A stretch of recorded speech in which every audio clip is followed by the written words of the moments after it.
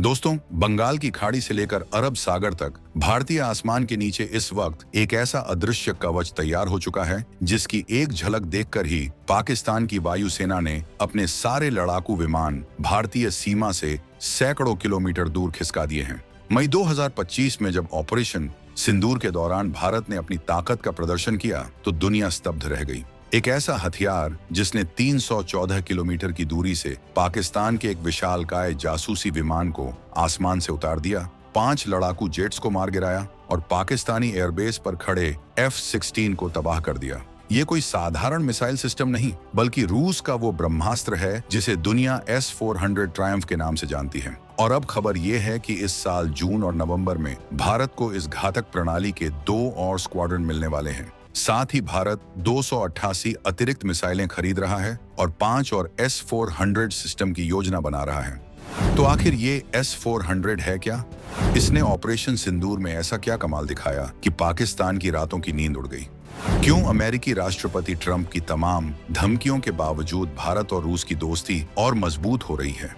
क्या भारत वाकई 5 और S-400 सिस्टम खरीदने जा रहा है? और इस सौदे से चीन और पाकिस्तान को क्यों लग रहा है कि उनका खेल खत्म हो गया है?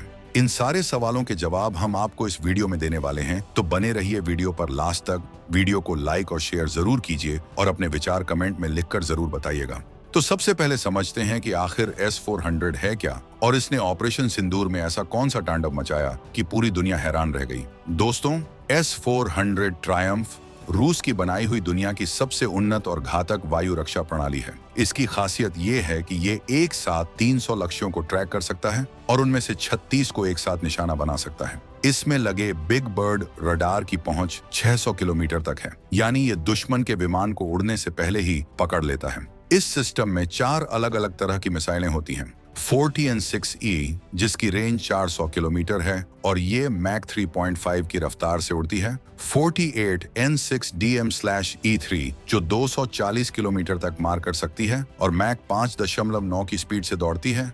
9M96E2 जिसकी रेंज 120 किलोमीटर है और ये क्रूज मिसाइल और ड्रोन को मार गिराने में माहिर है। और 9M96E जो 40 किलोमीटर की दूरी तक काम करती है।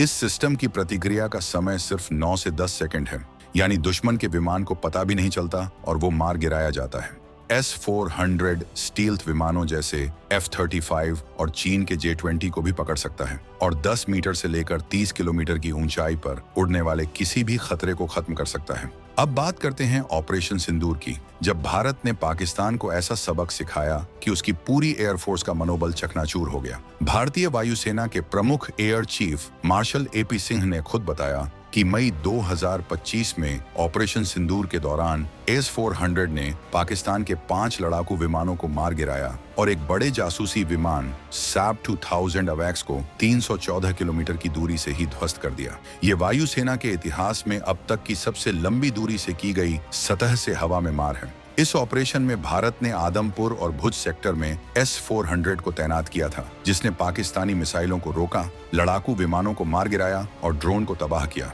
पाकिस्तान इतना घबरा गया कि उसने अपने सारे लड़ाकू विमान भारतीय सीमा से हटाकर अफगानिस्तान और ईरान के करीब वाले एयरबेस पर शिफ्ट कर दिए।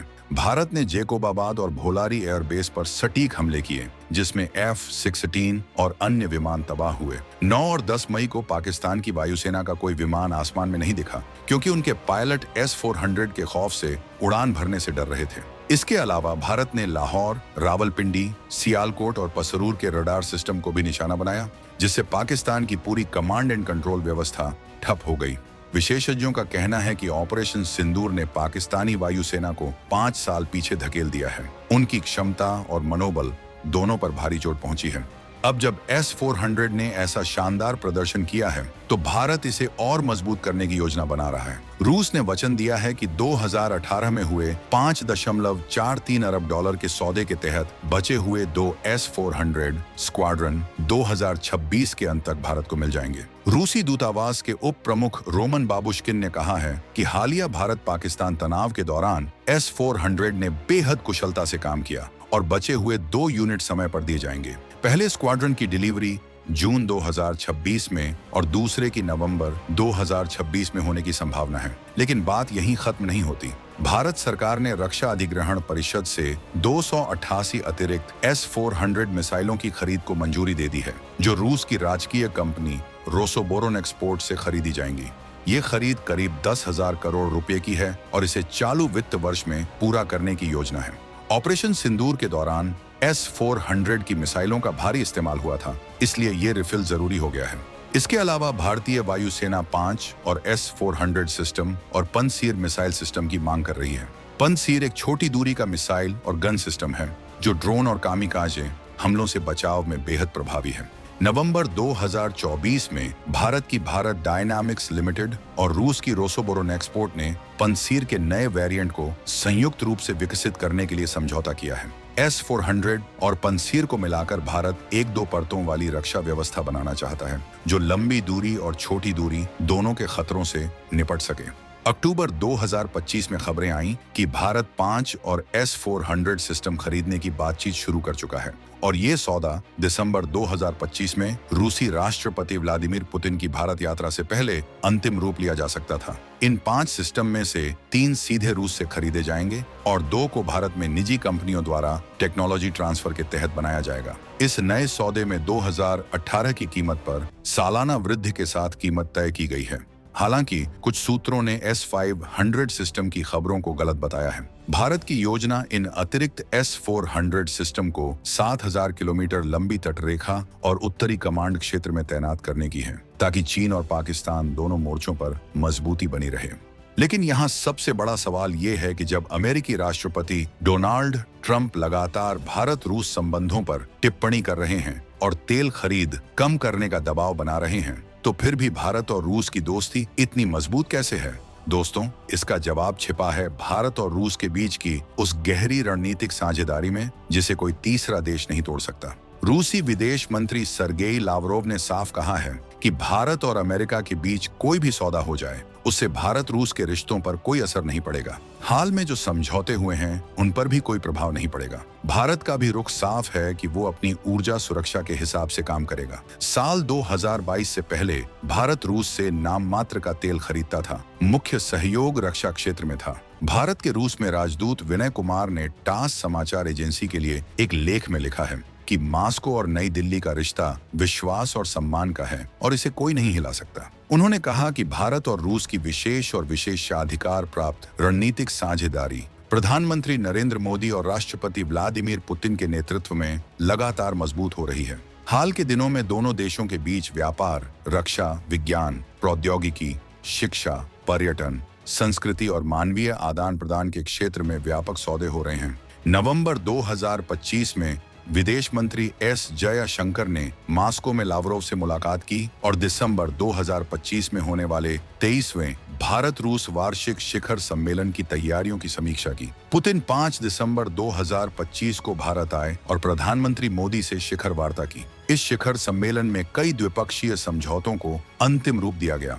जयशंकर ने कहा कि विभिन्न क्षेत्रों में कई समझौतों, पहलों और परियोजनाओं पर चर्चा हो रही है और आने वाले दिनों में इन्हें अंतिम रूप दिया जाएगा, जो विशेष और विशेषाधिकार प्राप्त रणनीतिक साझेदारी को और मजबूत करेगा। 4 दिसंबर 2025 को रक्षा मंत्री राजनाथ सिंह और रूसी रक्षा मंत्री आंद्रेई बेलोसोव ने 22वें भारत रूस अंतर सरकारी आयोग की सैन्य और सैन्य तकनीकी सहयोग बैठक की सह अध्यक्षता की। इसमें दोनों पक्षों ने आधुनिक और विशिष्ट तकनीकों में सहयोग बढ़ाने, प्रौद्योगिकी हस्तांतरण, संयुक्त अनुसंधान और विकास और रक्षा उपकरणों के सह उत्पादन पर जोर दिया।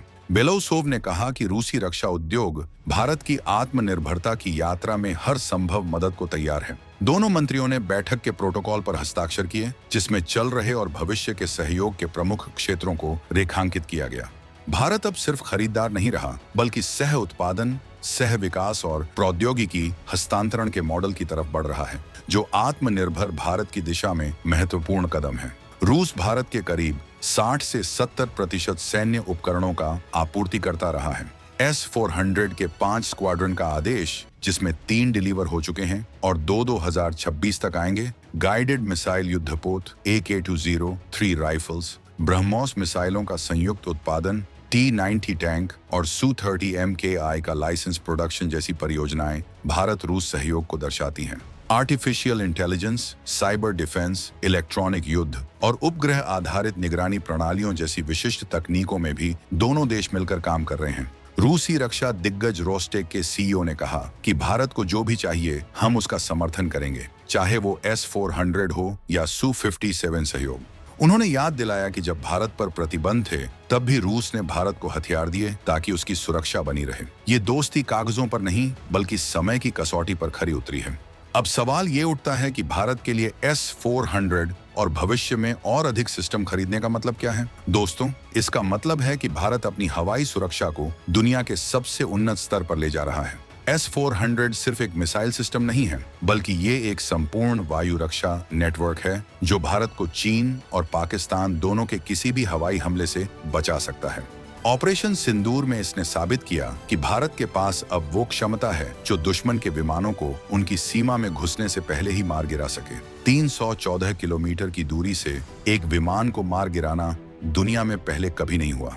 ये रिकॉर्ड भारत के नाम है और ये दुश्मनों को एक साफ संदेश देता है कि अब भारतीय सीमा के करीब आना मतलब मौत को दावत देना है।